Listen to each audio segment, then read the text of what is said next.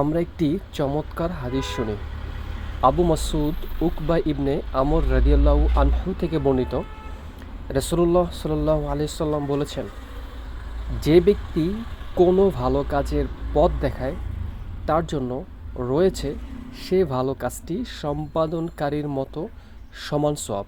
সুবহানাল্লাহ। আমি আরেকবার রিপিট করি। যে ব্যক্তি কোনো ভালো কাজের পথ দেখায় তার জন্য রয়েছে সে ভালো কাজটি সম্পাদনকারীর মতো সমান সওয়াব। সুবহানাল্লাহ।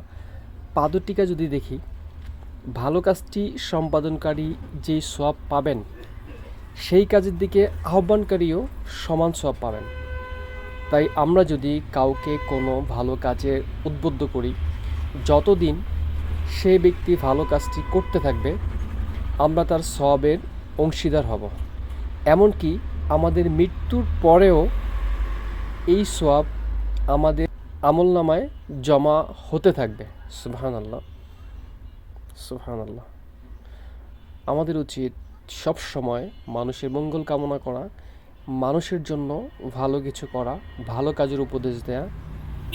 যদি ভালো কাজের উপদেশ বা ভালো কাজের দিকে উদ্বুদ্ধ করা, এই ধরনের কাজগুলি আমরা না করতে পারি, তবে অবশ্যই অবশ্যই কারো ক্ষতি করব না, কারো ক্ষতির দিকে আহ্বান করব না। কারো ক্ষতি দেখলেও আমরা তাকে সচেতন করার জন্য চেষ্টা করব ইনশাল্লাহ।